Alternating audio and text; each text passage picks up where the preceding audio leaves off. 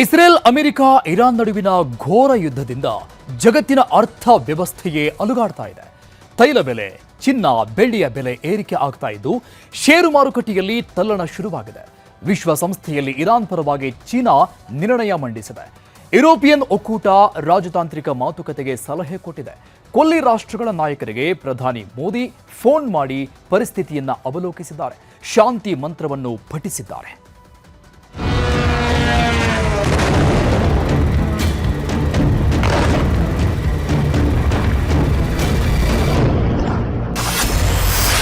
ಯುದ್ಧ ನಿಲ್ಲಿಸಲು ವಿಶ್ವಸಂಸ್ಥೆ ಮಾತುಕತೆ ಸೂತ್ರ.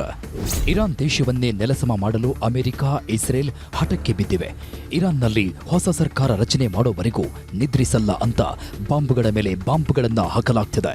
ಇರಾನ್ ಕೂಡ ಪ್ರತಿದಾಳಿ ಮಾಡ್ತಿದ್ದು ಅಮೆರಿಕ ಸೇನೆಯನ್ನೇ ಸರ್ವನಾಶ ಮಾಡ್ತೀವಿ, ಅಮೆರಿಕ ಅಧ್ಯಕ್ಷರು ಪ್ರಧಾನಮಂತ್ರಿ ನೆತನ್ಯಾಹುಗೂ ಉಳಿಸಲ್ಲ ಅಂತ ಹೇಳುತ್ತದೆ.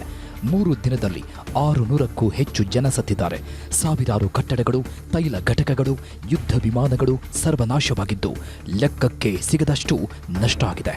ಇರಾನ್ ಇಸ್ರೇಲ್ ನಡುವಿನ ಯುದ್ಧದಿಂದ ಇಡೀ ಜಗತ್ತಿಗೆ ಆತಂಕ ಎದುರಾಗಿದ್ದು ಆರ್ಥಿಕ ಬಿಕ್ಕಟ್ಟು ಸೃಷ್ಟಿಯಾಗಿದೆ. ಹೀಗಾಗಿನೇ ಇವತ್ತು ವಿಶ್ವಸಂಸ್ಥೆಯಲ್ಲಿ ಭದ್ರತಾ ಮಂಡಳಿ ಸಭೆ ನಡೆಯಿತು. ಸಭೆಯಲ್ಲಿ ಇರಾನ್ ಅಮೆರಿಕ ಜೊತೆ ರಾಜತಾಂತ್ರಿಕ ಮಾತುಕತೆ ಸೂತ್ರವನ್ನ ಮುಂದಿಟ್ಟಿದೆ. ಇನ್ನೊಂದು ಕಡೆ ಯುರೋಪಿಯನ್ ಒಕ್ಕೂಟಗಳ ಅಧ್ಯಕ್ಷೆ ಉರ್ಸುಲಾ ವಾನ್ ಡೆರ್ ಕೂಡ ರಾಜತಾಂತ್ರಿಕ ಮಾತುಕತೆಗೆ ಪರಿಹಾರ ಅಂತ ಹೇಳಿದ್ರು.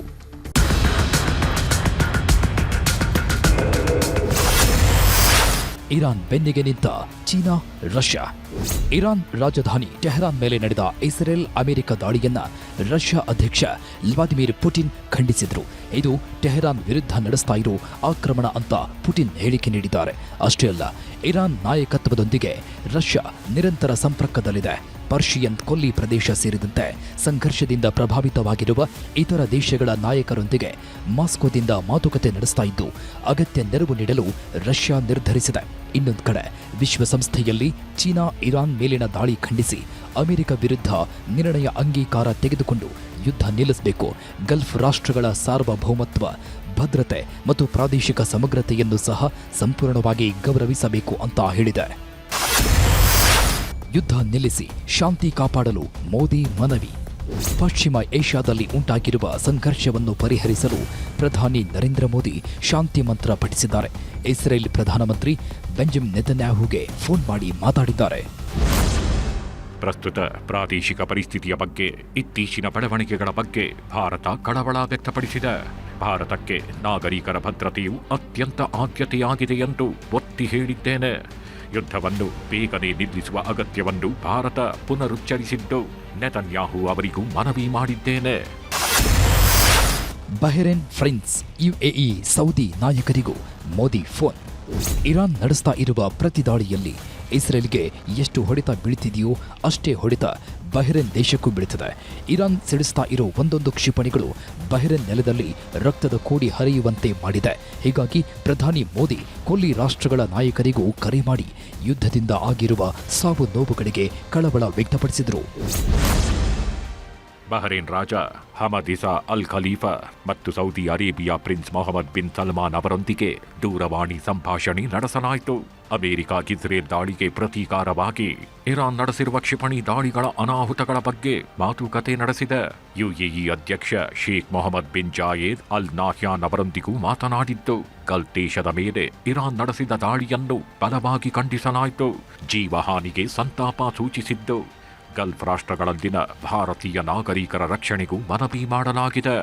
ಭಾರತ ಸೇರಿದಂತೆ ಇಡೀ ಜಗತ್ತೇ ಇಸ್ರೇಲ್, ಅಮೆರಿಕ ಮತ್ತು ಇರಾನ್ ನಡುವಿನ ಯುದ್ಧ ನಿಲ್ಲಿಸಲು ಮನವಿ ಮಾಡ್ತಿವೆ. ಆದರೆ ಯುದ್ಧ ಸದ್ಯಕ್ಕೆ ನಿಲ್ಲೋ ಲಕ್ಷಣಗಳೇ ಕಾಣಿಸ್ತಿಲ್ಲ. ಇದರಿಂದ ಜಗತ್ತಿನ ಆರ್ಥಿಕತೆ ಮೇಲೆ ಕೆಟ್ಟ ಪರಿಣಾಮ ಬೀಳುತ್ತಿದೆ. ಪ್ರಮುಖವಾಗಿ ತೈಲ ಪೂರೈಕೆಯಲ್ಲಿ ಉದ್ವಿಗ್ನತೆ ಸ್ಥಿತಿ ಶುರುವಾಗಿದೆ. ಪೆಟ್ರೋಲ್, ಡೀಸೆಲ್ ಬೆಲೆ ಏರಿಕೆ ಆಗ್ತಿದ್ದು ಆತಂಕ ಹೆಚ್ಚಾಗಿದೆ. 3 ದಿನದಿಂದ ಚಿನ್ನ, ಬೆಳ್ಳಿ ಬೆಲೆ ಗಣನೀಯ ಏರಿಕೆಯಾಗಿದೆ. ಇವತ್ತು 24 ಕ್ಯಾರೆಟ್ ಚಿನ್ನ ಪ್ರತಿ ಗ್ರಾಂಗೆ 17,051 ರೂಪಾಯಿ ತಲುಪಿದೆ. ಇನ್ನು 22 ಕ್ಯಾರೆಟ್ ಚಿನ್ನ ಪ್ರತಿ ಗ್ರಾಂಗೆ 15,630ಕ್ಕೆ ಏರಿಕೆ ಆಗಿದೆ. 1 ಕೆಜಿ ಬೆಳ್ಳಿ ಬೆಲೆ 3,15,000 ರೂಪಾಯಿ ಹೋಗಿದೆ. ಷೇರು ಮಾರುಕಟ್ಟೆಯಲ್ಲೂ ನಿಫ್ಟಿ, ಸೆನ್ಸೆಕ್ಸ್ ಕುಸಿದಿದೆ. ಯುರೋಪಿನಲ್ಲಿ ಅನಿಲ ಬೆಲೆಗಳು 30% ಹೆಚ್ಚಾಗಿದೆ.